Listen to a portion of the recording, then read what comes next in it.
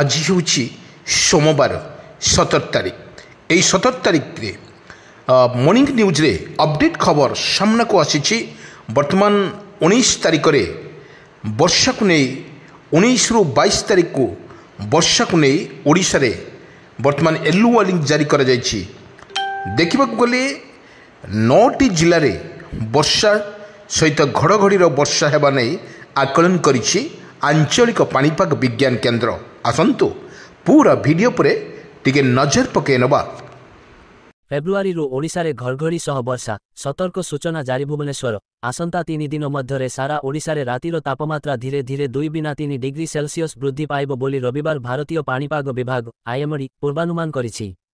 गत 2 दिन मध्य राज्य में तापमात्रा ह्रास पाई।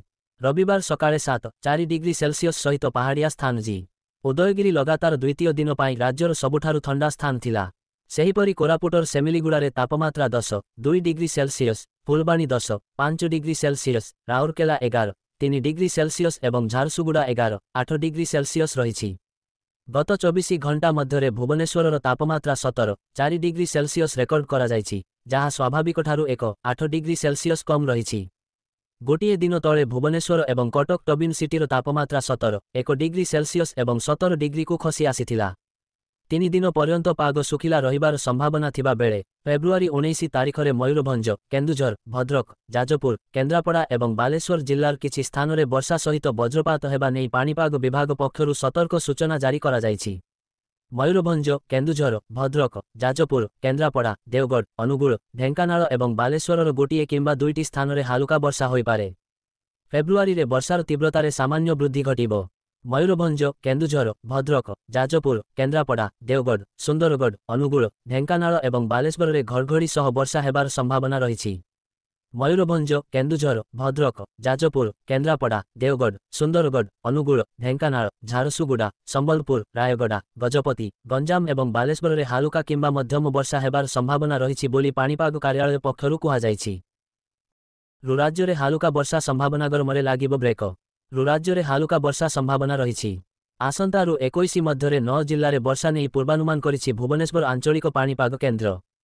सेगुड़िक है जगतसिंहपुर, सुंदरगढ़, देवगढ़, अनुगुल, ढेंकानाल, केन्दुझर, मयूरभंज, बालेश्वर, भद्रक, जाजपुर और केन्द्रापड़ा रे हालुका वर्षा हेबो। पश्चिमा झड़ प्रभाव में 20 तारिख जाए उत्तर उपकूल ओडिशा और मयूरभंजर किछि स्थान में वर्षा होई पारे। 21 तारिख में उत्तर उपकूल ओडिशा, मयूरभंज, केन्दुझर और ढेंकानाल जिल्लार गोटे 2टी स्थान में हालुकारु मध्यम धरणर वर्षा संभावना थिबा आंचलिक पाणीपाग केन्द्र पक्षरु एनेई पूर्वानुमान करा जायछि। फेब्रुआरी आरंभरू टाई टाई खरा पर आसंता सप्ताह रे वर्षा राज्यवासी को आनीदेव आसबस्ती। हाँ दर्शक बंधु, वर्तमान अपडेट खबर को सामना को नेला बेले सरकार तरफरु बा आंचलिक पाणीपाग विज्ञान केन्द्र तरफरु मध्य सूचना दी जायछि 19 रु 22 तारिख पर्यंत ओडिशा भिजिबो। झिपिझिपि वर्षा सहित घड़घड़ी एवं बिजुली सहित वर्षा हवा नहीं आकलन करिछि आंचलिक पाणीपाग विज्ञान केन्द्र। बड़ कथा हेउछि मौसम वायु गला परे एवं गला परे लगातार भाव लघुचाप ओडिशार मुहां होइतिला एवं बहु धनजीवन ठारू सबु जिनिष किछि क्षतिग्रस्त होइतिला। किंतु एहा फଳରେ ओडिशार सबुबेले पिछा छाड़ुनी लघुचाप कहतु वर्षा कहतु सबु प्रकार यदि देखा गले ओवरऑल देखा गले सबुगुड़िक वर्षा पाई मध्य येलो वार्निंग जारी करा जाउछि। बड़ कथा हेउछि प्रत्येक जिले में विशेषकर देखा गले 9टी जिला, यही 9टी जिले में वर्षा को नहीं आकलन करिछि आंचलिक पाणीपाग विज्ञान केन्द्र। एठी देखा गले अनेक जिले में आपण देखंतु भद्रक कोस्टाल बेल्ट एवं देखंतु बालेश्वर, देखंतु केन्द्रापड़ा, देखंतु पुरी, कटक, खोर्धा, बलांगीर, संबलपुर एई जिला गुड़िकरे मध्यम धरणर वर्षा को नहीं आकलन करिछि पाणीपाग विभाग। ये पाणीपाग विभाग कहवा अनुजाई वर्तमान जो भली ओडिशा रे लघुचाप वर्षा नथिला बेले एवं किछि दिन व्यवधान परे पुणी ओडिशा रे भिजिबो ବର୍ଷାର ତାଣ୍ଡବ। এই ବର୍ଷା 19 ତାରିଖରୁ 22 ତାରିଖ ପର୍ଯ୍ୟନ୍ତ ବର୍ତ୍ତମାନ ଓଡ଼ିଶାରେ ବର୍ଷା ହେବ ନାହିଁ ଆକଳନ କରାଯାଉଛି। এই ଆକଳନ ମଧ୍ୟ କରାଯାଉଛି। ଏଠି ଦେଖିବାକୁ ଗଲେ ଉତ୍ତର ଓଡ଼ିଶା ପଶ୍ଚିମ ଓଡ଼ିଶାରେ ଲଗାତାର ଭାବରେ 2ରୁ 3 ଦିନ ପ୍ରବଳ ବର୍ଷା ଏବଂ ପ୍ରବଳ ବର୍ଷାକୁ ନେଇ ବର୍ତ୍ତମାନ ୟେଲୋ ୱାର୍ଣ୍ଣିଂ ଜାରି କରିଛି ଆଞ୍ଚଳିକ ବିଭାଗ ପାଣିପାଗ ବିଜ୍ଞାନ କେନ୍ଦ୍ର।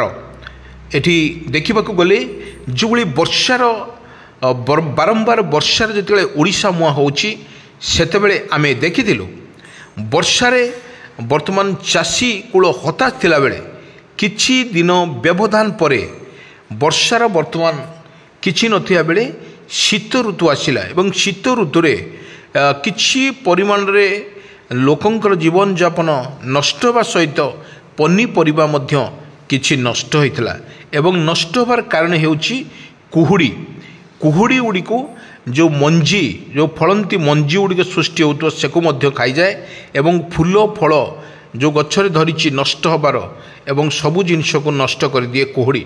କିନ୍ତୁ ଆମେ ଦେଖିଥିଲୁ କୁହୁଡ଼ିର ଲୋକମାନେ ଜୀବନଯାପନ କରିବା ଅତି ମୁସ୍କିଲ ହୋଇପଡ଼ୁଥିଲା। ପରେ ପରେ ବର୍ତ୍ତମାନ ରାତିର ତାପମାତ୍ରା ସହିତ ଦିନର ତାପମାତ୍ରା ସର୍ବାଧିକ ଥିଲାବେଳେ ଥଣ୍ଡା ଏବଂ ଗରମକୁ ନେଇ ବର୍ତ୍ତମାନ ଦେଖିବାକୁ ମିଳିଛି 9ଟି ଜିଲ୍ଲାରେ ବର୍ଷାର ତାଣ୍ଡବ ଦେଖିବାକୁ ମିଳିବ। କିନ୍ତୁ ଏଠି ବଡ଼ କଥା ହେଉଛି ଯେଉଁଭଳି ବର୍ତ୍ତମାନ ଆଞ୍ଚଳିକ ପାଣିପାଗ ବିଜ୍ଞାନ କେନ୍ଦ୍ର ତରଫରୁ ଯେଉଁଭଳି ସୂଚନା ଦିଆଯାଇଛି 19ରୁ 22 ତାରିଖ ପର୍ଯ୍ୟନ୍ତ ଓଡ଼ିଶାରେ 9ଟି ଜିଲ୍ଲାରେ ବର୍ଷା ହେବା ନେଇ ଆକଳନ କରିଛି। ଏହି ଆକଳନ କରିବାର ଦେଖାଯାଇଛି ସ୍ପଷ୍ଟ କରାଯାଇଛି ଏଠି ବର୍ଷା 9ଟି ଜିଲ୍ଲାରେ ହେବ।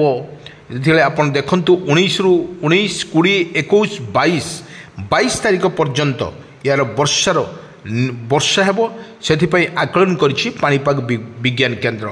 କେତେବେଳେ ଥଣ୍ଡା ଏବଂ ଗରମ ଏହି ଥଣ୍ଡା ଗରମରେ ଦେଖିବାକୁ ଗଲେ ଯେଉଁ ମେଘାଚ୍ଛନ୍ନ ଆକାଶର ମେଘାଚ୍ଛନ୍ନ ଗୁଡ଼ିକ ସବୁ ମେଳି ହେଉଛନ୍ତି ଏହି ବର୍ଷାର ଝିପିଝିପି ବର୍ଷା କେତେବେଳେ ହେଉଛି କେତେବେଳେ ବଡ଼ ଜୋର ବର୍ଷା ହେଉଛି ସେଥିଲାଗି ସବୁଠି ସରକାରଙ୍କ ତରଫରୁ ମଧ୍ୟ ଘଡ଼ଘଡ଼ି ସହିତ ବର୍ଷା ଏବଂ ବିଜୁଳି ସହିତ ଘଡ଼ଘଡ଼ି ସହିତ ବର୍ଷା ହେବ ଏକୁ ଆକଳନ କରିଛି ଆଞ୍ଚଳିକ ପାଣିପାଗ ବିଜ୍ଞାନ କେନ୍ଦ୍ର।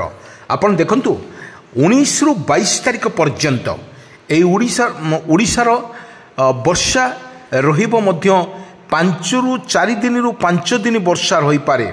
କାରଣ ଆପଣ ଦେଖନ୍ତୁ ବର୍ତ୍ତମାନ ଗ୍ରୀଷ୍ମ ପ୍ରଭାବ ଏହି ଗ୍ରୀଷ୍ମ ପ୍ରଭାବରେ ଖରା ଅତ୍ୟନ୍ତ ଖରା ଗରମ ଲାଗୁଥିବା ବେଳେ ଏଇଟା ଆପଣଙ୍କୁ ଦୃଶ୍ୟ ଆମେ ଦେଖାଉଛୁ ଯେଉଁ ଦୃଶ୍ୟ ଘନ କୁହୁଡ଼ି ସହିତ ଦେଖିବାକୁ ମିଳେ। ଏହି ଘନ କୁହୁଡ଼ି ସହିତ ବର୍ଷାର ମଧ୍ୟ ଏଇଭଳି ଭାବରେ ଯଦି ବର୍ଷା ଲାଗି ରହେ ତାହେଲେ କୃଷି ଉପରେ ଏଇଟା ସିଧାସଳଖ ମାଡ଼ ପଡ଼ିବ ବୋଲି ଆକଳନ କରିଛି ପାଣିପାଗ ବିଜ୍ଞାନ କେନ୍ଦ୍ର। ଏଠି ସମସ୍ୟାକୁ ଦେଖିବାକୁ ଗଲେ ଯେଉଁଭଳି ଭାବରେ ବର୍ଷା ଏବଂ ଗରମ ଏବଂ ଥଣ୍ଡା ଏବଂ କାକର ଏହି ଭିତରେ ସବୁଠି ଦେଖିବାକୁ ମିଳୁଛି ଥଣ୍ଡା ଏବଂ ଗରମ। ଏହି ଗରମ ମୌସୁମୀରେ ଓଡ଼ିଶାରେ ଯେଉଁଭଳି ବର୍ଷା ହେବା ନେଇ ଆକଳନ କରିଛି ଆଞ୍ଚଳିକ ପାଣିପାଗ ବିଜ୍ଞାନ କେନ୍ଦ୍ର। ବଡ଼ କଥା ହେଉଛି ଯଦି ଆମେ ଦେଖିବା ଉତ୍ତର ଓଡ଼ିଶା କଥା କୁହନ୍ତୁ ପଶ୍ଚିମ ଓଡ଼ିଶା କଥା କୁହନ୍ତୁ ଏଇଭଳି ସ୍ଥାନରେ ବର୍ଷା ସହିତ ଘଡ଼ଘଡ଼ି ବିଜୁଳି ସହିତ ମାରିବାର ମଧ୍ୟ ଆକଳନ କରିଛି ପାଣିପାଗ ବିଜ୍ଞାନ କେନ୍ଦ୍ର। ବଡ଼ କଥା ହେଉଛି ସମୟକୁ ଦେଖିବାକୁ ବାକି ରହିଲା ଓଡ଼ିଶାର କିଭଳି ଭାବରେ ପରିସ୍ଥିତିକୁ ସାମ୍ନା କରୁଛନ୍ତି ଲୋକ ଏବଂ କୃଷି ଉପରେ ସିଧାସଳଖ ମାଡ଼ ପଡ଼ିବ। ଯଦି 3 ଦିନ ବର୍ଷା ଲାଗି ରହେ କିମ୍ବା 4 ଦିନ ଯେଉଁଭଳି ବର୍ଷା ଲାଗି ରହିବ ତାହେଲେ ନିଶ୍ଚିତତଃ କହିବାକୁ ଗଲେ କୃଷକ ଭାଇମାନେ କ୍ଷତି ସହିବେ ବୋଲି ଜଣାପଡ଼ୁଛି। ବର୍ତ୍ତମାନ ଧାନର ଅମଳ ଶେଷ ହୋଇଥିଲା ପରେ ସେଇ ଜମିରେ କୃଷକ ଭାଇଟି ତା'ର 2 ପଇସା ରୋଜଗାର କରିବା ପାଇଁ ବର୍ତ୍ତମାନ ତାହା ରବି ଫସଲ ଆରମ୍ଭ କରିଛି। ଯଦି କଣ୍ଟିନ୍ୟୁ ଭାବରେ 2ରୁ 3 ଦିନ ଭିତରେ ବର୍ଷା ଲାଗି ରହେ ତାହେଲେ ଏଠି କୃଷକ ଭାଇମାନଙ୍କର ନିଶ୍ଚିତ କ୍ଷୟକ୍ଷତି ହେବ ବୋଲି ଆକଳନ କରିଛି ଆଞ୍ଚଳିକ ପାଣିପାଗ ବିଜ୍ଞାନ କେନ୍ଦ୍ର।